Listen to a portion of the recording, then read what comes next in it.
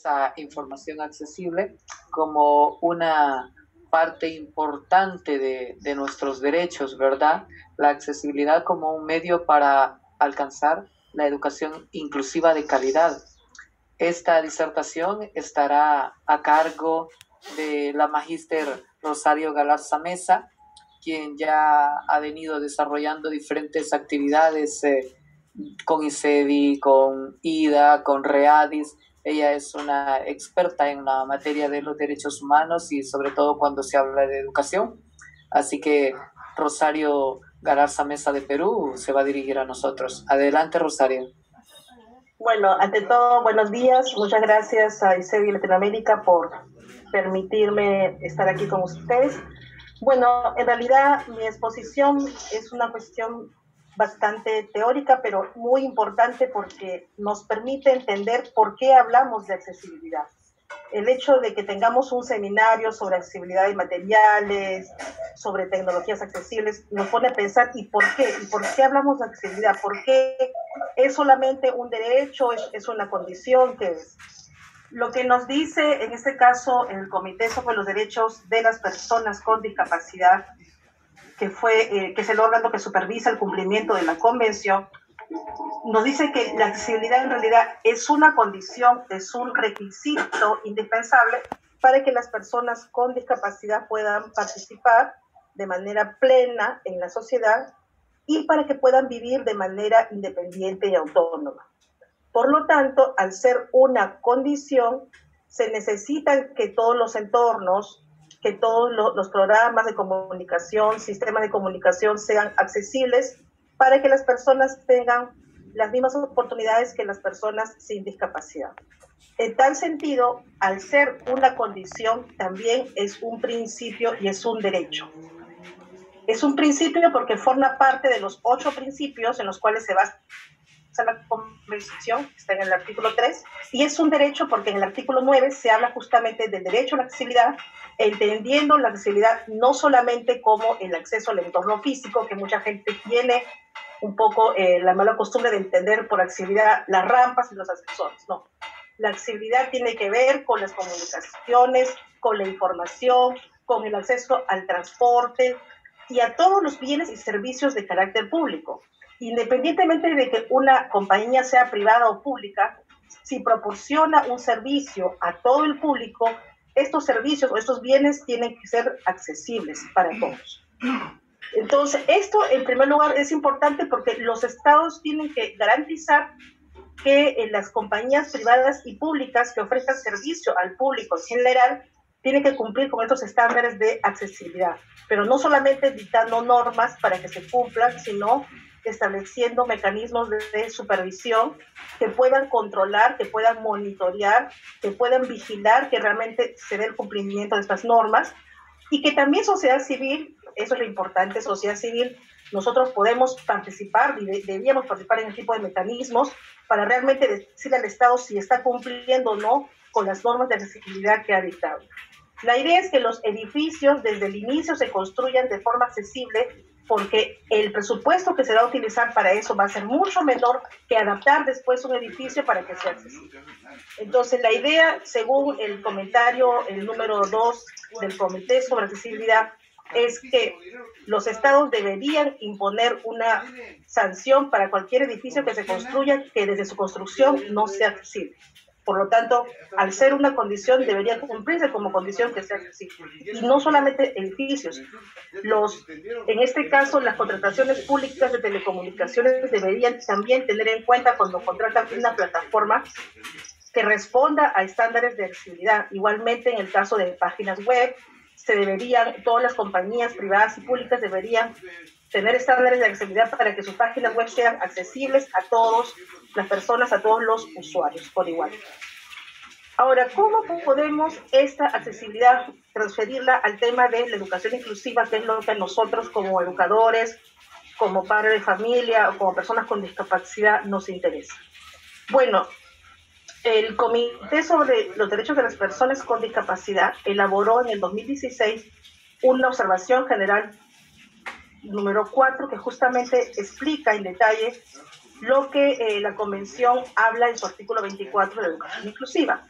Y nos vamos a referir en este caso al párrafo 2, en la sección 2, donde dice que las personas con discapacidad deben tener acceso a una educación primaria y secundaria inclusiva, de calidad y gratuita, en igualdad de condiciones con las demás, en la comunidad en que vivan.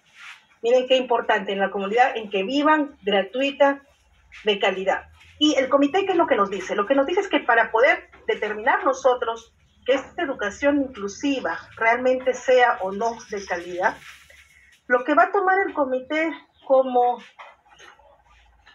marco teórico es una recomendación que hizo el Comité de los Derechos Económicos, Sociales y Culturales, en la cual decía que para cumplir la obligación de brindar una educación de calidad, el sistema educativo debe tener 4 características básicas fundamentales que deben cumplirse no de manera aislada, sino de manera interrelacionada. Es decir, que todas las características deben cumplirse en conjunto y que cada una se relaciona con la otra. Y estas características, que son 4, son disponibilidad, accesibilidad, aceptabilidad y adaptabilidad. Ahora, ¿qué tenemos por cada una de ellas? Porque a veces nos preguntan, bueno, ya esas características, ¿y cómo vamos a nosotros a reconocer si hay disponibilidad, si hay adaptabilidad? ¿Sí? Bueno, lo que nos dice el comité, basado justamente en esta recomendación que es del Comité de los Derechos Económicos, Sociales y Culturales, es que en el caso de la disponibilidad, las instituciones privadas y públicas encargadas de la educación, así como los programas de enseñanza, deberían estar disponibles en cantidad y en calidad suficiente para poder abastecer a las personas, en este caso los usuarios con discapacidad. Y que los estados, en este caso los estados parte, deben garantizar, asegurar una amplia disponibilidad de vacantes o de plazas en centros educativos para aquellos alumnos con discapacidad en cada uno de los niveles por toda la comunidad. Hablamos del nivel inicial, primaria y secundaria. Quiere decir que nadie debería tener que trasladarse a otro distrito, a otra comunidad, a otro poblado, como le llaman en su país, para poder acceder a una educación inclusiva de calidad, sino que debería en la misma comunidad existir escuelas que puedan tener no solamente las vacantes, sino también la infraestructura y los materiales indicados. Esto se refiere cuando hablamos de disponibilidad. Ahora, en la segunda característica que tiene que ver con accesibilidad, que hemos hablado que es una condición, ¿cómo trasladamos esta condición de accesibilidad en el entorno educativo? Bueno, en el entorno educativo hablamos de que no solamente tienen que ser accesibles las instalaciones, sino también los programas de enseñanza para todas las personas, que no tiene que haber discriminación en el sistema educativo en su conjunto, que se debe incluir las herramientas de información y comunicación, que son por lo general tecnología de apoyo, que abarcan también sistemas de asistencia ambiental, algunos otro tipo de asistencia que se necesiten, materiales educativos, métodos de enseñanza, servicios de evaluación y de apoyo. Y que el entorno a su vez debe ser un entorno amigable, un entorno que fomente la inclusión de la diversidad y que garantice la igualdad a lo largo de todo el ciclo educativo. Tanto, por ejemplo, el transporte escolar, instalaciones sanitarias, todo debería respetar ese tipo de accesibilidad para todas las personas con discapacidad y debería también proporcionar la seguridad necesaria para todos los estudiantes con discapacidad. Además, debe incluir el enfoque del diseño universal. Esto es importante porque a veces solemos confundir lo que es diseño universal con lo que es ajuste razonable, y por eso sí aquí voy a un poco dar una definición para después un poco explicarles, porque eso me parece súper interesante que no tengamos confusión. El diseño universal es aquel diseño de productos, entornos, programas y servicios que puedan ser utilizados por todas las personas en mayor medida posible y que no haya necesidad de tener adaptación o diseño especializado. Quiere decir que, por ejemplo, si tenemos una rampa, no necesariamente la rampa es solo para una persona con discapacidad física, sino también para las mamás que tienen bebés en coches, para personas adultas mayores, mujeres embarazadas que pueden utilizar. Ahora, el diseño universal tampoco excluye ayudas técnicas que puedan servir para grupos particulares, para personas con discapacidad cuando se requiere. O sea, que no se excluye, pero cuando hablamos de diseño universal hablamos de productos dirigidos a muchos usuarios, a un grupo de usuarios. En cambio, cuando hablamos de ajustes razonables, hablamos de aquellas adaptaciones y modificaciones que se deben hacer en casos particulares de manera individual, que no deben imponer una carga desproporcionada o indebida, pero que se hacen con el fin de garantizar que estas personas con discapacidad puedan tener igualdad de condiciones que los demás. Es decir, no vamos a esperar, por ejemplo, si no hay una rampa en una escuela y tenemos una persona con silla de ruedas, no podemos esperar a que se construya la rampa. Podemos sugerir que como ajuste razonable se instale una rampa portátil o una rampa móvil. Pero también un ajuste razonable puede ser simplemente algo que no incluya ningún tipo de presupuesto, como simplemente el hecho de dar más tiempo a un niño con baja visión para resolver un examen, o simplemente el hecho de colocar a una persona con baja visión en un lugar donde le dé el sol o no le dé el sol, porque hay personas que de acuerdo al diagnóstico pueden tener fotofobia y pueden ser cegados cuando hay más luz, y hay personas que necesitan una mayor iluminación y por lo tanto necesitan estar en un lugar más iluminado. Entonces, ese tipo de cosas también son ajustes razonables, no solamente son ajustes razonables el comprar un lector de pantalla, no, los ajustes razonables son cosas muy pequeñas que se pueden hacer, pero que son adaptaciones en un caso específico, en un caso particular, y que se deben solicitar. O sea, las personas, los profesores, los maestros no pueden adivinar que un niño necesita más luz o que necesita menos luz. Por eso los ajustes razonables se solicitan de manera individual por las personas que lo requieren. Y es ahí la capacidad de negociación. Si el ajuste implica algún costo, hay que negociar a ver qué tanto la escuela en este caso puede asumir algún costo o alguna alternativa que podría existir. Entonces, cuando hablamos de accesibilidad, hablamos tanto de diseño universal, pero también hablamos de que la accesibilidad va a incluir estos ajustes razonables que se van a necesitar en los casos que se requieran, y como decimos, casos particulares, que solamente es para que en ese momento la persona pueda participar. Entonces, el ajuste razonable tiene que ser de manera inmediata. No podemos nosotros, si nos piden que un niño baja visión le hagan un examen macrotipo, no podemos dejar eso para acá 6 meses. Tenemos que hacerlo de inmediato para que pueda dar un examen correcto. En cambio, la accesibilidad es algo más progresivo, es algo gradual. Nosotros podemos exigir que sea accesible para todos, pero como va a depender mucho del presupuesto del Estado, se va a hacer de manera gradual, lo cual no quiere decir que se haga de acá a 10 años, sino que se puede empezar con algo, con una construcción, y ir poco a poco implementando todos los estándares de accesibilidad. Por eso se dice que la diferencia es que el ajuste razonable es de inmediato, mientras que la accesibilidad se da de manera progresiva. Ahora, luego de hablar de estos dos conceptos de diseño universal y ajuste razonable, que a veces nos llevan a algunas diferencias o a confusiones también, y que podemos ampliar de repente en las preguntas, seguimos con la tercera característica. Hemos hablado ya de disponibilidad, hemos estado hablando de accesibilidad, que incluye lo que es el diseño universal y el ajuste razonable, y ahora hablamos de la característica de aceptabilidad. ¿Qué entendemos por aceptabilidad? La aceptabilidad es la obligación que tienen las instalaciones, los bienes y los servicios, en este caso relacionados con la educación, de que se diseñen y utilicen de manera que tengan en cuenta las necesidades, las culturas, las opiniones y los lenguajes de las personas con discapacidad, y que se respeten. En este caso, tanto con discapacidad como también de atención a diversidad, porque de repente simplemente es una persona indígena, no tiene discapacidad, pero por su lenguaje o por su cultura no se le acepta, porque, bueno, se piensa que las normas de esta cultura son diferentes a la nuestra. Entonces ahí juega mucho el tema de la aceptabilidad. Los sistemas educativos tienen que ser permeables a nuevas culturas, a opiniones, a escuchar las opiniones y obviamente a aceptar incluso los lenguajes de las que utilizan las personas, entendiendo de repente el acento que puede tener de una cultura a otra, o el hecho de repente que hay una persona con discapacidad que también tenga una discapacidad en el habla y que por lo tanto su lengua sea diferente, el lenguaje, la forma de hablar, tiene que igual ser aceptado. No puede producir ningún tipo de burla dentro del sector educativo ni de los compañeros, ni mucho menos de los profesores o administrativos de la escuela. Entonces se deben adoptar todas estas medidas que se pueda garantizar una enseñanza de buena calidad para todos, con este enfoque inclusivo que contribuye sobre todo a la formación integral de la persona, y no solo de la persona, sino a una formación integral del sistema educativo como tal. Y por último tenemos Como cuarto criterio para tomar en cuenta para medir la calidad del servicio educativo es la adaptabilidad.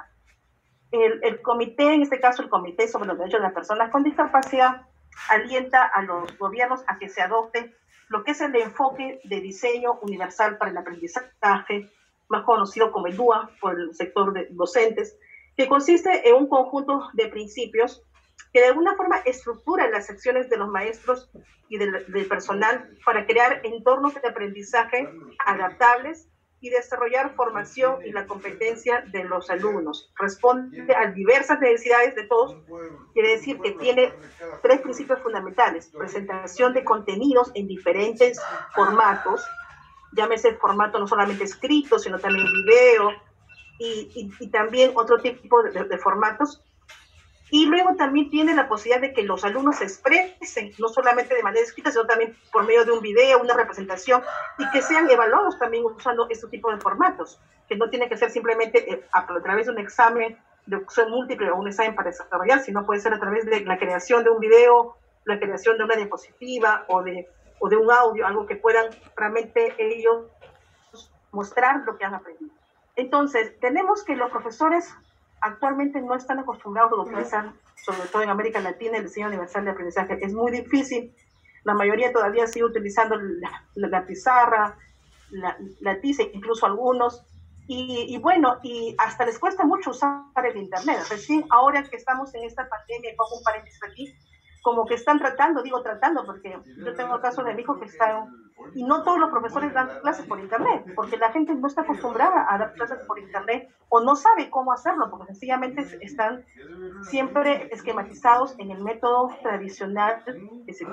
Entonces, yo creo que ese es un momento interesante que estamos viviendo. Sé que es un momento muy crítico, pero también es un momento en que tenemos que replantearnos como profesores la metodología que estamos empleando. Nuestros hijos no están habituados en América Latina a utilizar entornos virtuales. Si lo estuvieran, ya en la clase incluso podrían poder afrontar mejor este periodo. Yo creo que tenemos que poder reflexionar acerca de hacer una educación de calidad, utilizar también el sistema virtual como complemento cuando se pueda. En este caso hubiera sido interesante que se hubiera hecho eso para ya ahora poder hacerlo en este tipo de cuarentena. Pero creo que eso nos lleva a la reflexión. ¿Cómo estamos nosotros haciendo nuestras metodologías? ¿Estamos incluyendo a los niños?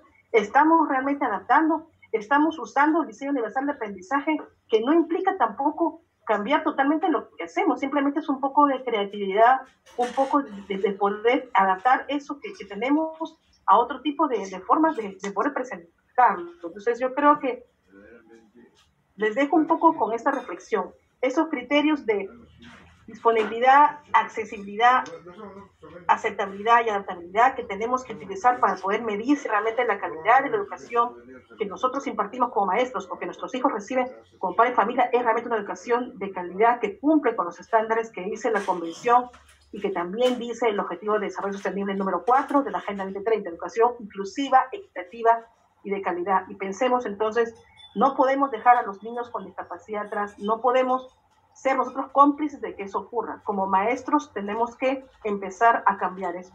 Así que, bueno, les agradezco y espero sus preguntas. Gracias.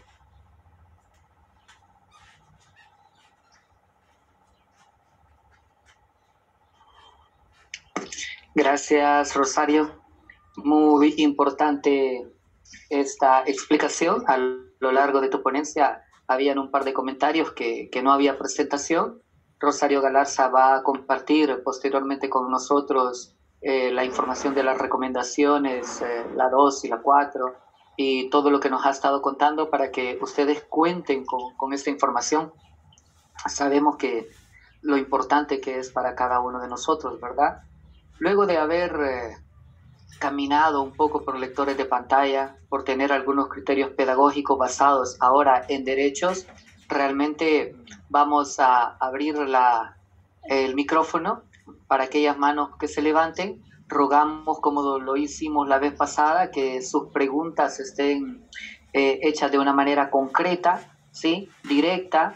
Tengamos en cuenta que habemos muchas personas que quieren tener esta oportunidad de poderse dirigir, pero hagamos las preguntas. En otra ocasión vamos a tener más oportunidades de irlos conociendo a ustedes y poder compartir mediante esta plataforma más conversatorios, más webinarios,